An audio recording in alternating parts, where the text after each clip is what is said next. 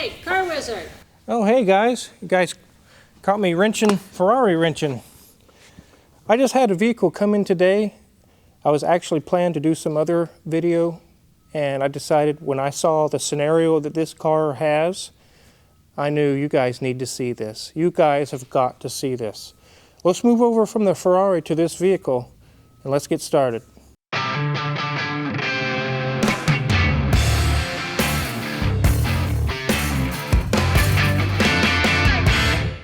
Welcome back to the Wizard Shop. This is the car and the scenario that I knew when it came in here and I saw what's going on. You guys need to see this. This guy is a car wizard fan and he brought this car from a distance, and when I reveal why, you're going to say, oh, I totally understand why he brought it from a long distance.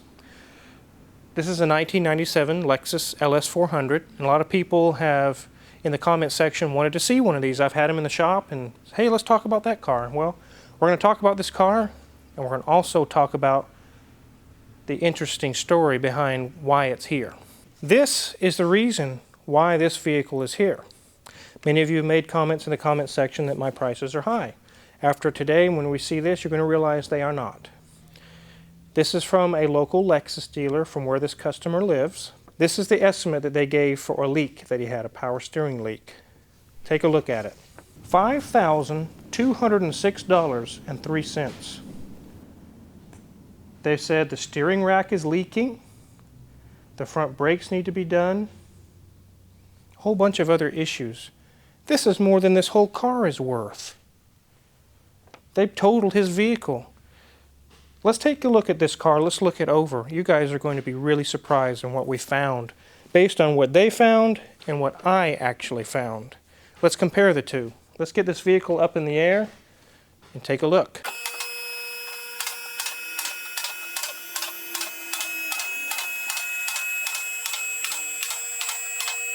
When I first raised this vehicle, I expected to see gobs of fluid, and based on what I saw on that estimate, the repair estimate, I thought, well, it probably does need a rack, but let's confirm that.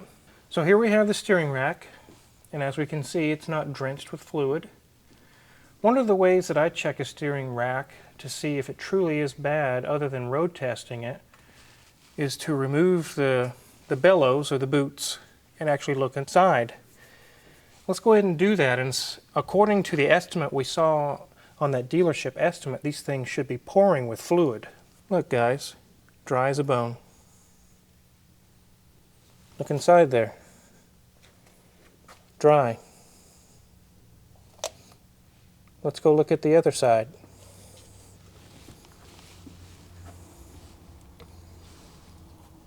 Oh look, dry as a bone. No fluid. So I've went and road tested this vehicle already. The steering is straight, it is smooth, it is even without any binding or tight spots. There's no issues with the steering at all. It's perfect steering. It's not leaking. Why are we replacing the rack? There's nothing wrong with it. And I'll tell you what we found. The power steering pump, which is right above my finger, is coated in oil. It's leaking all over the place, and it did have, when I first lifted it, this bellows right here had a little bit of oil on it. You can see a little bit of seepage here. It's not from the rack. It was from the pump. It was drenching all the way down. This fluid here is from the power steering pump, dripping all over, and it's just the wind is blowing it all the way back. He does need a power steering pump. He does not need a steering rack. That's $2,000 lit on fire and burned. That just shocks me. I can't believe that. So let's lower the car and talk a little bit more about it.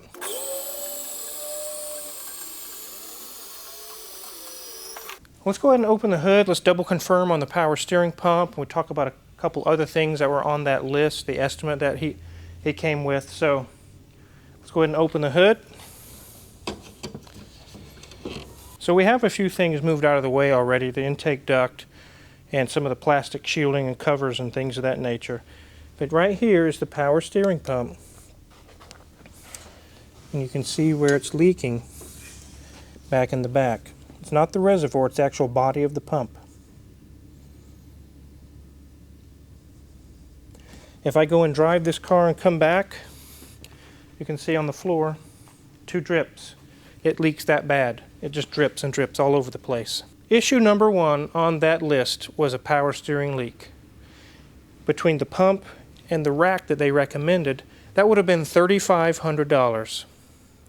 I have proven that the pump is bad. That is the leak, not the rack. I can replace this pump, and I'm going to replace it for $775, parts and labor included. We've already contacted the customer and got the okay on everything, but the last 2 items that were on that list that he had issue with was when you're driving the car at a high rate of speed, 60, 70, 80 miles an hour, and you lightly hit the brakes, there was a shutter in the wheel. And I've already checked that out. All it is warped rotors in the front.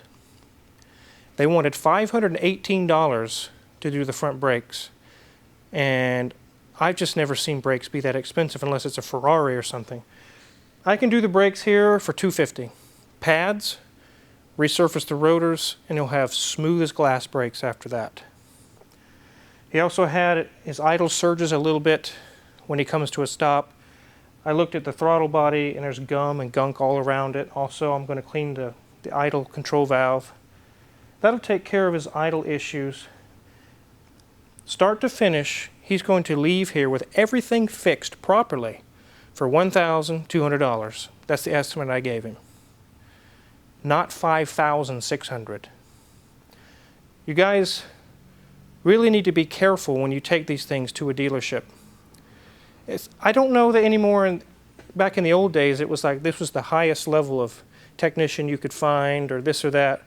Anymore, it's a money grab. I've seen this from multiple dealerships from multiple different cities, not just from one here or one there. This keeps happening, guys. This guy came from a long distance, and you have seen it was worth it. It was worth the long drive. So the question would be, why would a dealership or any shop give an estimate so high for parts and repairs aren't even needed? There's 2 reasons why. Number 1, Miss Wizard thinks that they wanted to sell a car. The price is so high to fix this one, I think I'll just trade this one in and get another one. Can we do that today? Oh yes, we can do that for you, no problem. Let's step into my office. Or number 2, this is my opinion, they didn't want to work on this. It's too old. I don't want to work on that old junk, and it's not junk. It's a really good car, it's nice. It's a Coach edition. So what they do is they estimate really way high, and either if they choose to fix it, they make good bank on it, or number 2, you say, oh, hell no, I'm not paying that. And they win. They get you out of the shop and out and down the road. That's the scenario here. That's what's going on here. We're going to go ahead and you guys like these specific models of cars. I'm going to let you check out the inside, the interior. We're going to look around the whole thing. We'll raise it back up and just check the rest of the car. But I wanted to show you what we found right here before we moved on to that. This is the 1UZ FE 4-liter 32-valve V8. Very, very good engine. It's a Toyota, guys. Very reliable, very high quality. It's an old warhorse. It is a very good engine. This is during the years when they were trying to compete with Mercedes-Benz to put a V8 in a car. I believe they did a very good job. I don't know that I'd consider it equal to a Mercedes-Benz, but it is very, very close. There really wasn't a whole lot of trouble with these cars because it's a Toyota. But let's go ahead and take a look around the interior, the exterior of the car, and we'll raise it back up again. I really like the styling of these in the 90s. It's really good styling. This doesn't have really any big dents or anything that I've seen. It's in really good shape. Like I said a minute ago, this is not a piece of junk to try to kick out of the shop, and I don't want that junk in here. It's actually a really nice car. Let's take a look around here.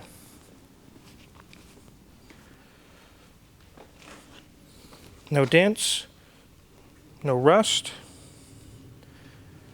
Take a look inside. Smells really good in here. It's got nice leather. The dash isn't all cracked up. It's in very good shape. The heater and AC and radio controls are in good shape. The wood and center console's in pretty decent shape. It's not perfect. It's not showroom. but it's in really, really good shape. Let's take a look at the back seats. The back seats are really nice, no cracks, no tears. The headliner's nice, it's not falling or drooping. Really in good shape, guys. Again, like I said, this is the Coach edition. It's got nice leather and the color combination of things. It was a special edition. And again, decent paint, no dents. And like I said a minute ago, it's the LS400, and here's the little insignia signifying that it is the Coach edition. Take a look down this side. I believe it has 140,000 miles on it. That's all it has on it. For 1997, it's really clean. Very nice. This car is worth fixing. It's not worth $6,000 fixing like they wanted to do, but it's definitely worth $1,200 fixing. Let's get this thing back up in the air. So just like I always do, we'll check this thing over.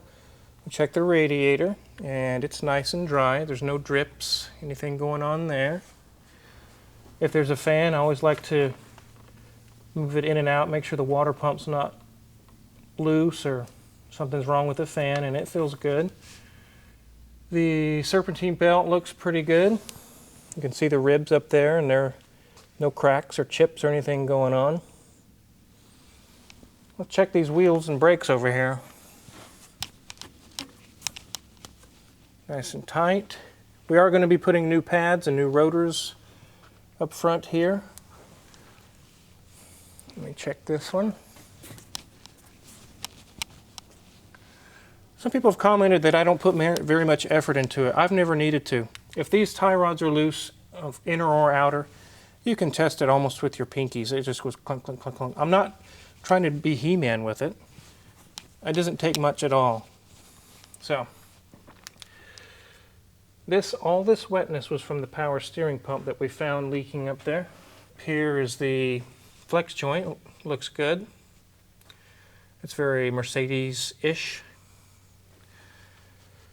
And move on down. The exhaust looks good. It's not all rusted or rotted out. Here's a flex joint, and it looks good too.